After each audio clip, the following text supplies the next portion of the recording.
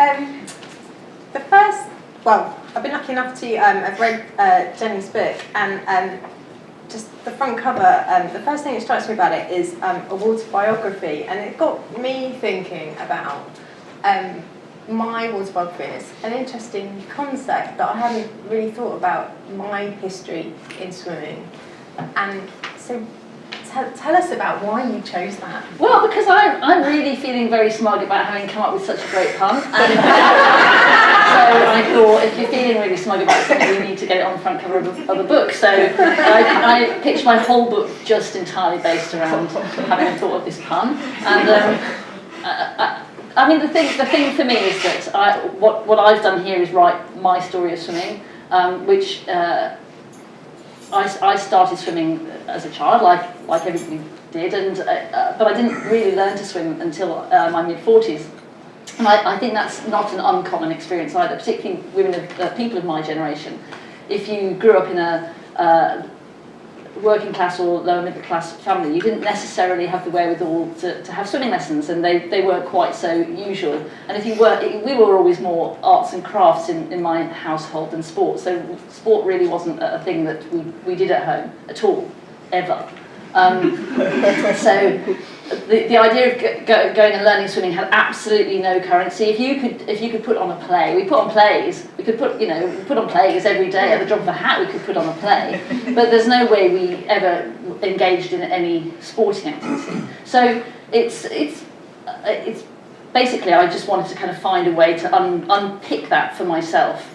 And it seems to me that everybody's got a similar story in themselves that they could also tell, and it's a way of actually telling all sorts of other stuff about yourself as well, probably about your cultural input, where you kind of sit, where you were born, where you're from, what your family was like, how you grew up, all your experiences growing up. When I did drama at university, and again doing sport was something that was completely had no value, and we didn't do.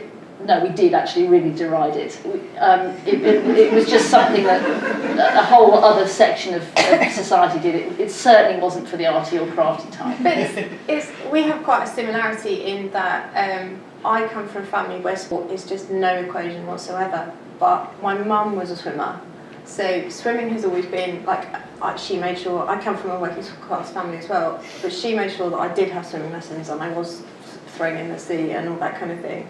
And but yeah, it was exactly the same background of sport. You know, it just didn't happen. There was no football with dad or anything like that. But it's quite interesting. We've gone through life, and the swimming has been the key thing that's still there. And the arts and crafts is a bit of a background. I'm finding there's lots of similarities in this book between us, but also some differences. Yeah. As we're finding out. But also, I don't know, the Waterbiography part, because it gets you thinking about your swimming and your background, doesn't it? And I know from your experiences about how it shapes you in the future. And we're quite different in the ways that we swim, as we've briefly chatted about. And my experience back in childhood of swimming in indoor pools is kind of like tomato soup and goggles that didn't fit and that bit of hair on the swimming pool floor.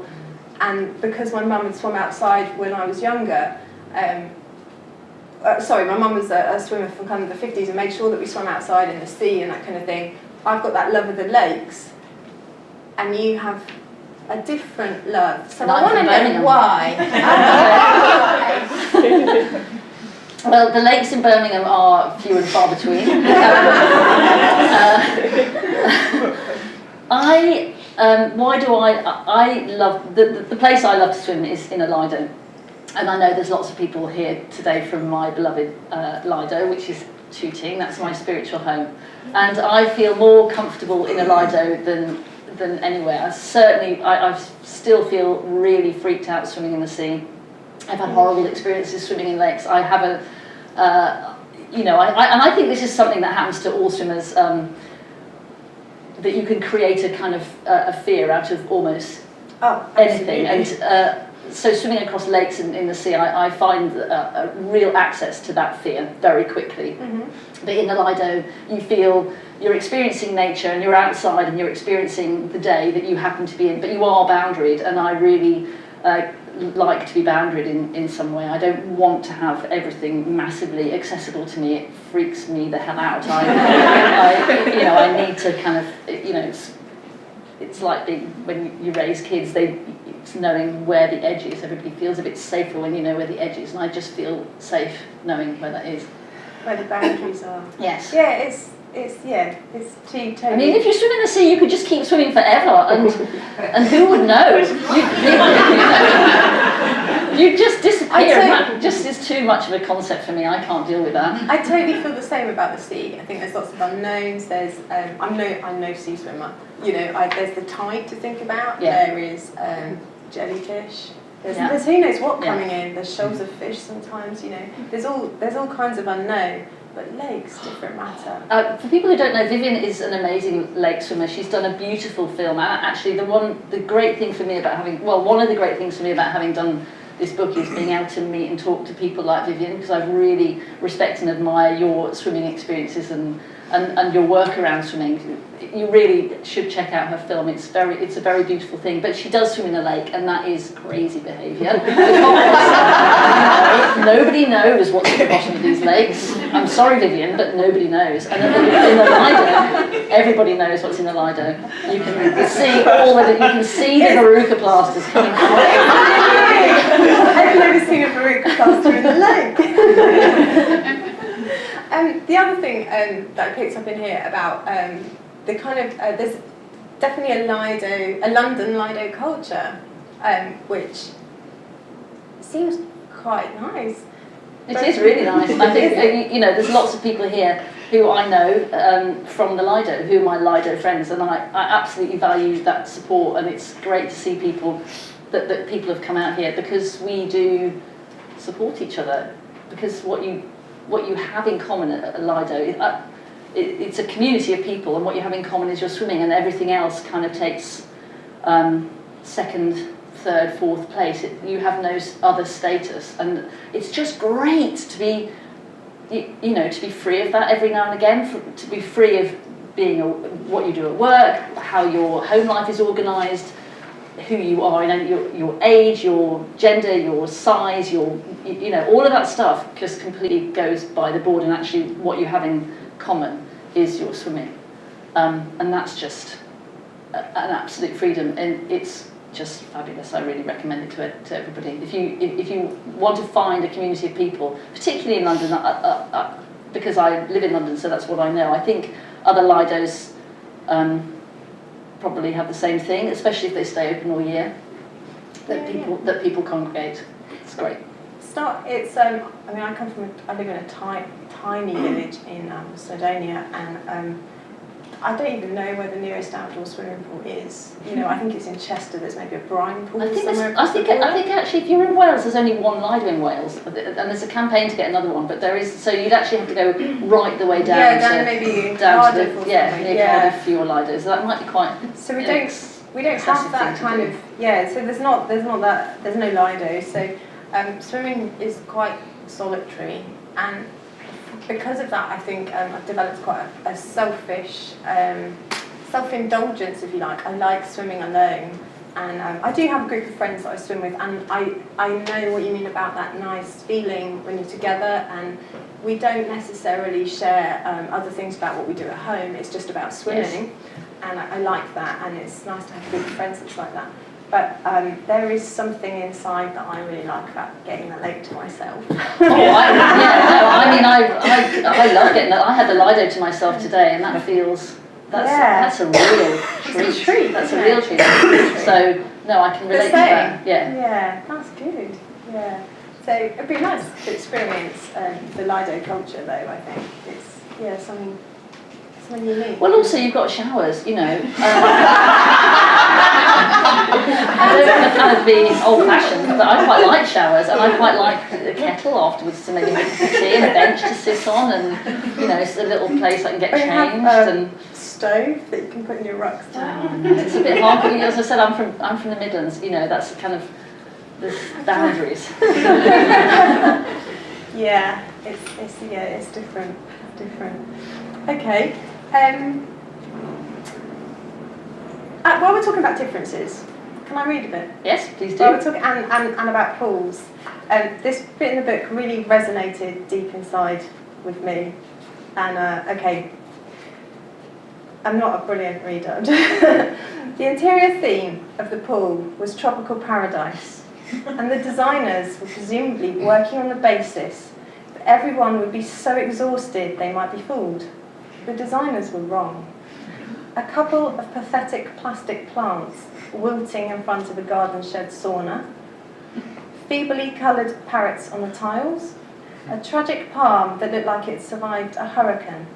South London despair may have been a better theme. There was a teaching pool to one side, which was very hot and extremely chlorinated, a combination that, when mixed with copious amounts of baby wee, can strip the top layer of your skin.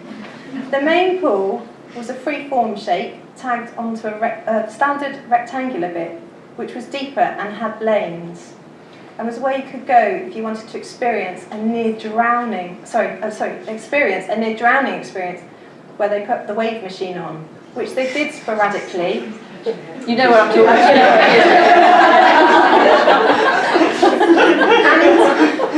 Where they did sporadically and entirely on the whim of the teenage lifeguard. And I have to confess, I was that teenage lifeguard. Oh, were you? Oh, were you? Oh, okay. At that pool? No, not at that pool, but Okay. I worked at another pool where we had a cascade. It was a mushroom-shaped thing. I hope nobody went to this holiday park where I worked, with a fun pool with a slide and all that kind of thing. Oh, And, the very notion of fun pools is a horror, really, isn't it? And I think in that section you're also talking about being never a child and hoping not to slip on the beach bit and underneath the cascade. Lots of parents who didn't really want to get wet. Cruel lifeguard would often switch the cascade. Yes, I do talk about swimming with children in my book because I think there's a kind of myth around the fact that everything around parenting and being a parent is wonderful and amazing, but actually I found it really very, very boring swimming with my children, and sorry guys, but they're both here today. I'm really sorry, it was so dull. So that's the experience I've explored in the book, rather than the magical mystery of enabling your child to take on some sports. But at least you tried the sport. I tried. I did try. Yeah. Brilliant. Can we talk about knitted swimsuit? Yes. Is the knitter here? Did I need The knitter is here.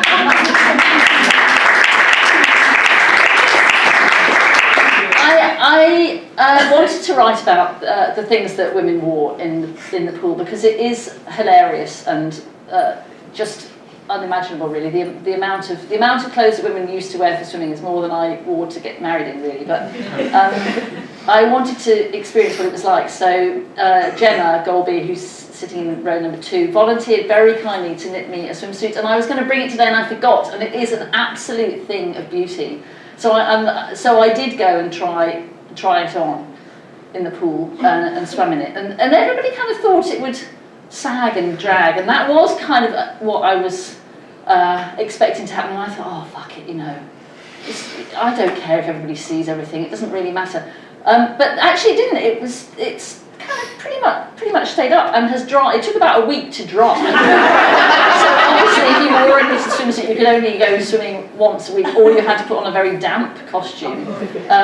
But it's a thing of beauty, and I thank you very much, Gemma. It was properly fitted. It's the first thing I've ever had anything that made to fit. It's a beautiful thing with shorts and a little chevron top, and it's very glorious. And I'm sorry that it's not actually here, but you just have to imagine it. Oh, there's a picture in the book. There is a picture in the book. Yes. If you've bought your copy already, you can see.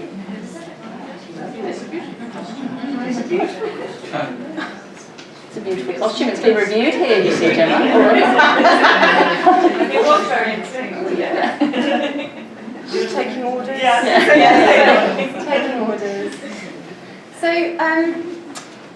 there's a lot of in quite detail about what some of the swimmers wore, through the years. There was one about peach lame and lace around the collar, with her hair plaited with a ribbon. I quite like that. That's really in the Thames. Agnes Beckwith did that age 14. People were people were really obsessed with what women wore in the pool. That's the thing that they really liked to talk about. They didn't like to talk about how brilliant the women were or what their amazing physicality. They talked about what they wore. So we were just really reduced to an outfit and a costume. But then the women really were kind of asking for it because they wore the most ridiculous things. If they'd worn just plain neutral stuff, maybe people would have found other things to talk about. They went on major expeditions in really, really elaborate costumes that weighed more than a ball gown did. And then they put a little hat on, a jaunty hat. Because at that point, nobody was swimming crawl because crawl hadn't been invented at that point. So they were all swimming with their head up, and they weren't really wearing goggles either, unless kind of homemade goggles, which were just very strange and wonderful contraptions. I think I wore those in the pool in my childhood. Yeah. Okay, so okay. Shall I read a bit? Yeah, could you? Yeah, I'll read a bit. I'm going to read a bit from when I was learning to swim, and I went on an improver's swimming holiday.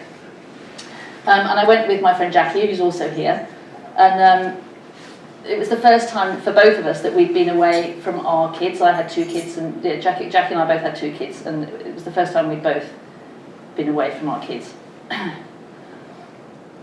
And it was called an Improvers Week because I had nothing to improve on, but Jackie had a stroke. Jackie was a really good swimmer, so she could kind of improve that, I guess. But I had everything to improve on rather than nothing to improve on. So anyway, you are when you go on a swimming holiday, you're going to face some of your fears.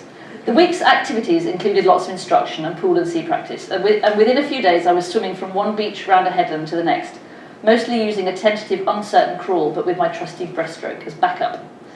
Then the instructors upped the ante. While we're here, they said, let's try and tackle some of the fears you might have in the water. I had a list, and on top of it was night swimming. Night swimming.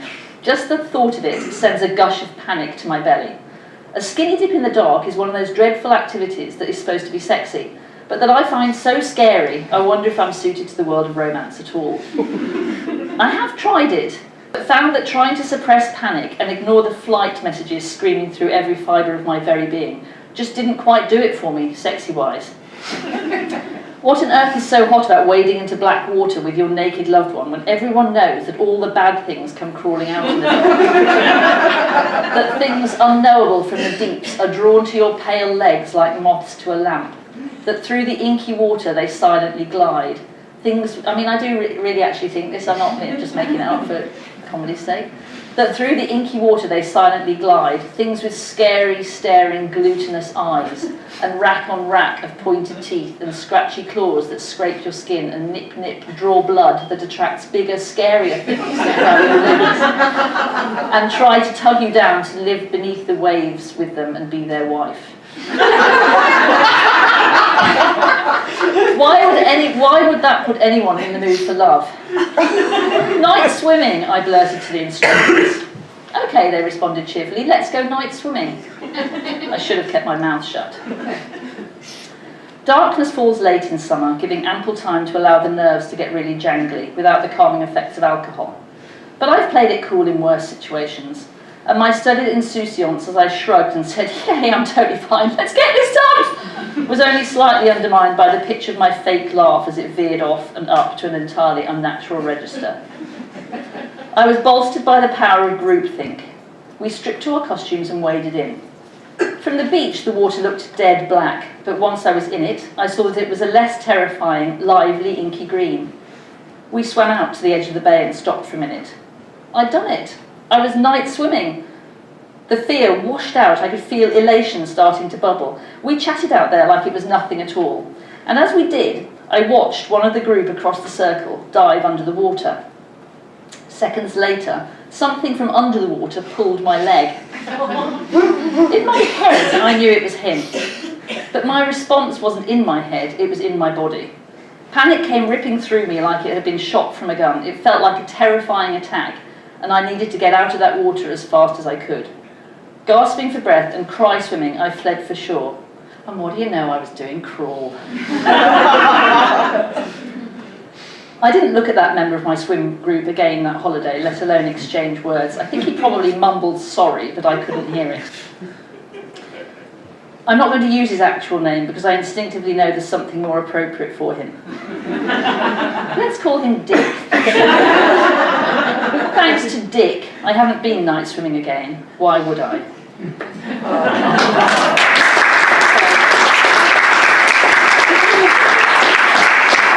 So please don't ask me to go night swimming with you because I really won't, especially if your name is Dick.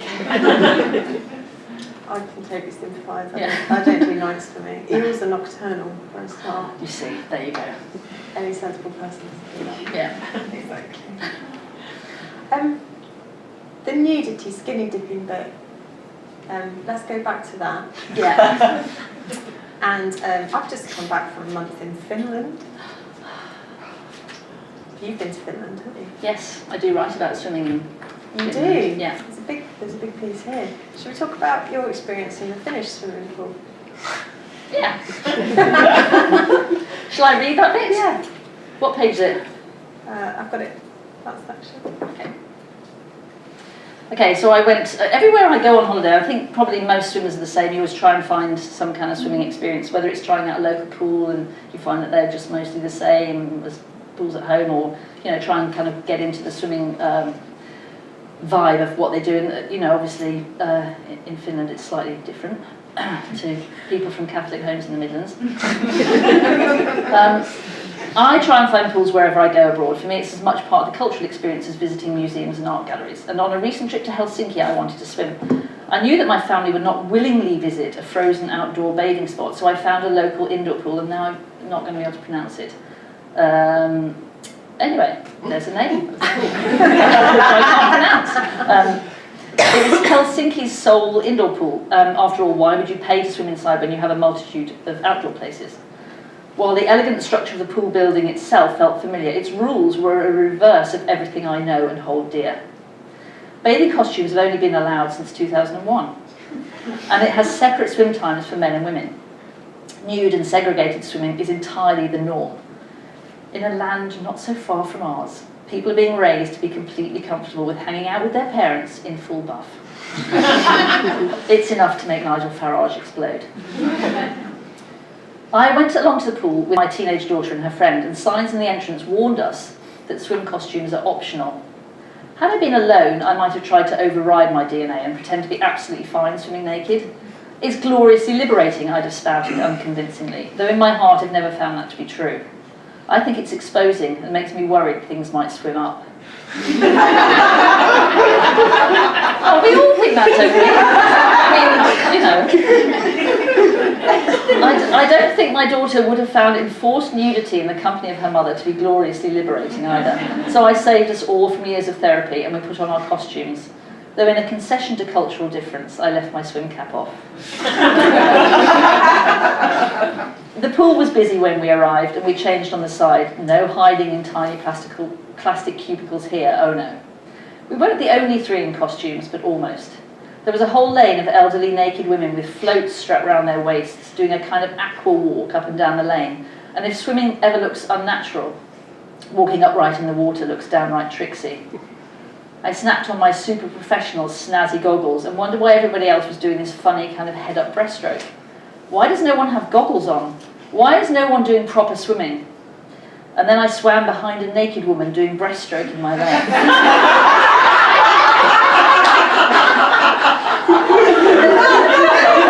I'm glad you all got that image. Every time she kicked and I got a view, I thought, oh, okay. Now I get why people aren't doing proper swimming.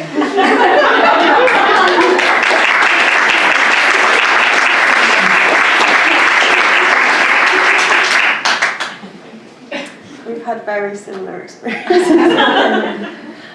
Just that kind of quintessentially Britishness of us, I guess. And I had you talk briefly at the back about shower experience. I think it's a slight fantasy that maybe after a swim you could meet in the shower and everybody's naked and you're stripped bare and it's lovely and wonderful, and then you remember that it's just fantasy and it's not really happening. But when I was out in Finland, I was actually on an art residency there, and everyone got excited because 2 British photographers were coming, and that would be great for me. You know, people from my fellow home country were coming, and obviously when strangers come to the house, we have a naked sauna to celebrate. We all do the same. Yeah. And they were arriving at 8 o'clock, so naked sauna was at 8 o'clock. So anyway, 8 o'clock came, sauna was ready, all the fins were getting a bit twitchy because they hadn't arrived. Surprise, surprise. So they knew that it was naked sauna. So anyway, we all get in, naked, waiting their arrival, and they arrive at 9:30. That's terribly rude. Oh no, British people terribly rude. So sauna had finished by that point. So trying to explain to Finnish people that if you just explained on the phone that we're going to have some wine and food, they'd have been there at 8 o'clock. But actually, because you said it's naked, they arrive fashionably late. So, I have to say, I mean, I do, you know, when you swim at Tooting and you stand under the shower, I have had really great conversations. And, you know, you do meet a lot of people naked in the shower. And I've had in-depth conversations. I've talked about grief and death and cancer and life tragedies under the shower with people I barely know, you know, because you've just had a swim and you share this thing. You're just, so you can be kind of intimate and open. Then you put your clothes on and out you go. And you might not speak to those people again for weeks or whatever. It is somewhere where you can have really intimate conversations and open, or meaningless shopping list kind of conversations. Either is kind of fine. So I do think you know it's quite a good place to. It sounds like I kind of hang out there waiting for conversations, and I don't want to put anybody off here. I really don't do that. But you know, actually sometimes I'm standing there on my own and having very deep thoughts or meaningless thoughts and. It's that post-swim part, I guess. You're in the shower, post-swim. I do a lot of post-swim reflection, lakeside, I guess, you know. I do an awful lot of post-swim reflection, and I guess, the shower is the place where you do it. And once you put your clothes on, you've become your life self again, some other different person that you are. You're ready to go out and do whatever it is you do outside the pool. Most of the time I don't care or know what people do outside the pool, and that's completely fine. Exactly. So, it's about sharing that commonality of experience at that particular time. Yeah, absolutely. And the whole process of swimming, I mean, I use it certainly for creative practice, but I also use it for clarity of thought. It's a time to get away from anything else. It's your time to do what you're doing, and perhaps you've used it to clear your mind, and the shower is the reflective point, the lakeside is the reflective point. And well, especially in the cold water, because you don't, in the